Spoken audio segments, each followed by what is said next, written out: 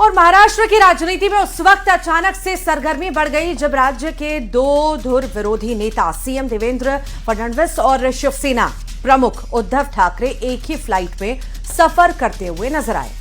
दोनों नेता मुंबई से नागपुर जा रही एक फ्लाइट में सवार थे। इस दौरान दोनों दिग्गजों का आमना सामना हुआ और उन्होंने न केवल एक दूसरे का अभिवादन किया बल्कि हाथ भी मिलाया।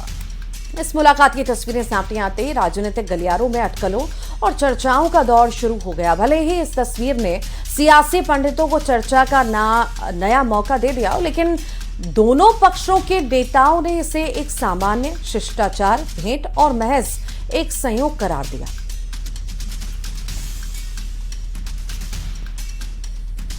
उनकी अकाउंटेबिलिटी, उनकी जवाबदेही उन वोटरों के साथ भी होना चाहिए जिन वोटरों ने उनकी आइडियोलॉजी पर वोट दिया। उनसे बिना पूछे हुए अपनी मर्जी से आप जो हैं पार्टी चेंज कर रहे हैं, तो ये कानून भी बदलना चाहिए। तो ऐसा हो गया कि अब तो ऐसा हो गया कि बड़े बड़े जो कारपोरेट हैं उनको एक आदत बन जाए कि भाई ठीक है हम इलेक्शन लड़ाएंगे नहीं, लेकिन जो जीत कराएगा उसको 100 करोड़ 200 करोड़ दे करके हम एक पार्लियामेंट में ताकत बना लेंगे। ये चीज़ें खत्म होना चाहिए। और जो लोग छोड़ गए मैं उनसे निवेदन करता हूं कि अगर आप नेता हैं, पॉलिटिकल आदमी हैं, पावरफुल हैं, तो आप हिम्मत ये करिए कि आप रिजाइन कीजिए और फिर से जनता के बीच में जाइए। और सबसे पहले बात राम मंदिर की, जहां पर दान चोरी मामले में जांच अब तेज हो रही है। इस बीच खबर है कि नृपेंद्र मिश्रा को राम मंदिर ट्रस्ट का मुख्य कार्यकारी अधिकारी यानी सीईओ बनाया जा सकता है। सूत्रों के अनुसार राम मंदिर परिसर में तिरुपति बालाजी मंदिर की तर्ज पर सीईओ पद बनाया जा सकता है, जो वित्तीय और प्रशासनिक प्रबंधन की जिम्मेदारी संभालेगा। वहीं राम मंदिर परिसर में सीईओ का पद राम मंदिर ट्रस्ट के अधीन होगा। वहीं दूसरी तरफ राम मंदिर ट्रस्ट से चंपत राय और अनिल मिश्रा के इस्तीफे की पुष्टि हो गई है। ट्रस्ट के कोषाध्यक्ष गोविंद देव गिरी ने जानकारी दी है कि चंपत राय और अनिल मिश्रा का इस्तीफा मिला है, जिस पर आगामी बैठक में विचार किया जाएगा। वहीं राम मंदिर ट्रस्ट की तरफ से यह भी कहा गया है कि श्रद्धालुओं की तरफ से दिया गया दान, चांदी की ईंटें और आभूषण पूरी तरह सुरक्षित हैं।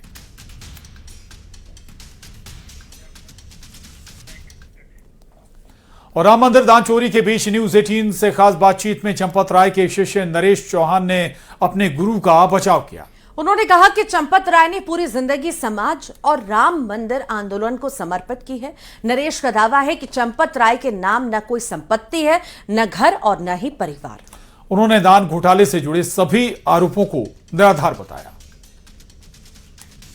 अयोध्या में एक ऐसे शख्स मौजूद हैं जो चंपत राय के 50 सालों से शिष्य हैं और इनकी आंखें भर आई हैं। इनका कहना है कि शंकराचार्य में दाग हो सकता है, लेकिन चंपत राय जो इनके गुरु हैं उन पर कोई दाग नहीं है और उनका नाम बेवजह उछाला जा रहा है। गुरु हैं वो भी सवालों के घेरे में है, क्योंकि जो उनका ड्राइवर था टीनू यादव, उसको अरेस्ट किया गया। बता रहे हैं कि वो बेरोक-टोक अंदर जाता था मंदिर में। अगर ट्रस्ट की गाड़ी है, वो महामंत्री है, वो किसी से यूं तो कहेंगे मैं मेरे को ड्राइवर दे दो, अपने नीचे वालों को ही बोलेंगे।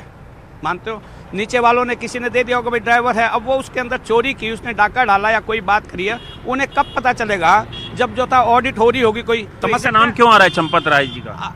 एक एंटी उसमें खड़े होकर के उनके हाथ में जिम्मेदारी दी गई। अगर कोई वो 19-20 करेंगे तो नृपेंद्र मिश्र को नहीं पता होने का। बिल्कुल नहीं होना। आहत हो रही है आपको? आहत ही नहीं है, बहुत अंदर से दुखी है हमारा क्षेत्र, बहुत दुखी है। हम कह नहीं सकते इस बारे में कि क्या इसके लिए जीवन यापन किया था इन्होंने। लेकिन 8 लोग अरेस्ट हुए हैं और कैश बरामद हुआ है करीबन 80 लाख के आसपास। भाई साहब, हमें भी उनके नामों का कोई पता नहीं चला, ये भी अभी पता चला है। कोई प्रॉपर्टी इनके अपनी नहीं है, ना इनकी कोई शादी हो रखी, ना इनके कोई बच्चे हो रखे, ना इनका अपने परिवार को कोई योगदान है। उछाला नहीं जा रहा, उनको बगैर मतलब के खींचा जा रहा, और वो लोग खींच रहे हैं जिनके अपने पल्ले कुछ नहीं है। जो महाभ्रष्ट आदमी है वो और अयोध्या के राम मंदिर में चढ़ावे की चोरी और गड़बड़ी को लेकर एसआईटी जांच में कई चौंकाने वाले खुलासे सामने आए हैं। सूत्रों के मुताबिक जांच रिपोर्ट में दान पेटी से रकम निकालने और काउंटिंग प्रक्रिया में गंभीर अनियमितताओं की पुष्टि हुई है। दावा है कि सीसीटीवी में चोरी की दर्जनों घटनाएं रिकॉर्ड हुई हैं। और ये पूरा रैकेट पिछले 2 से 3 साल से सक्रिय था। रिपोर्ट में कई कर्मचारियों, अधिकारियों और कुछ बाकी लोगों की भूमिका पर भी सवाल उठाए गए हैं। अब इस मामले में आगे की कार्रवाई और जिम्मेदार लोगों पर शिकंजा कसने की तैयारी की जा रही है।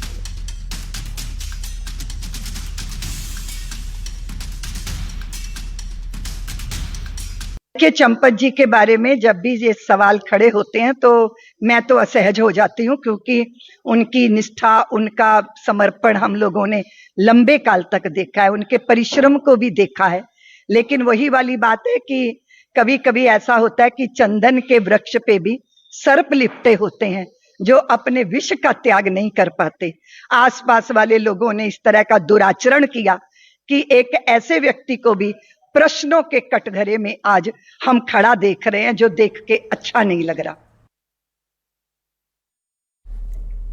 और इसी बीच एसआईटी की रिपोर्ट में कई और बातें भी सामने आई हैं, जैसे कि भेंट और चढ़ावे के गणना कक्ष तक नकदी के संचालन और उसके प्रबंधन में बड़ी खामियां पाई गई, जिसे रिपोर्ट में जानबूझकर की गई लापरवाही माना गया है। वहीं ट्रस्ट के चंपत राय और अनिल मिश्रा की भूमिका को लेकर भी सवाल खड़े किए गए हैं, क्योंकि ट्रस्ट को इस चोरी का अंदेशा बहुत पहले से ही हो गया था। एसआईटी ने अपनी रिपोर्ट में माना है कि इस पूरी साजिश को रचने और उसे अंजाम देने में टिन्नू यादव और सुभाष श्रीवास्तव की भूमिका सबसे अहम थी। वहीं आरोपी टिन्नू यादव के पास बिना किसी आधिकारिक आदेश या अनुमति के हुंडियों की चाबियां भी मौजूद थीं। आरोपी सुभाष श्रीवास्तव ने नेटवर्क का विस्तार करते हुए अन्य लोगों को इस खेल से जोड़ा था और चढ़ावे की गणना करने वालों की ड्यूटी तय करने जैसी महत्वपूर्ण जिम्मेदारियां भी संभाली। आरोपी टिन्नू और सुभाष से पूछताछ के दौरान चोरी के इस पूरे नेटवर्क से जुड़े कई अहम खुलासे हुए हैं और इन खुलासों में कई बैंक अधिकारियों के नाम भी सामने आए हैं। बता दें, एक सरकारी बैंक के कुछ कर्मचारियों की संलिप्तता के संकेत मिलने से बैंक अधिकारियों की भूमिका संदिग्ध मानी जा रही है और सूत्रों के मुताबिक मामले में कई सरकारी कर्मचारियों के खिलाफ भी जल्द कार्रवाई हो सकती है। कोई कल्पना करता था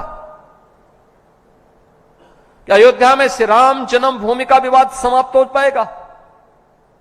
आज अयोध्या में प्रभु श्री राम का भव्य मंदिर का निर्माण हो चुका है।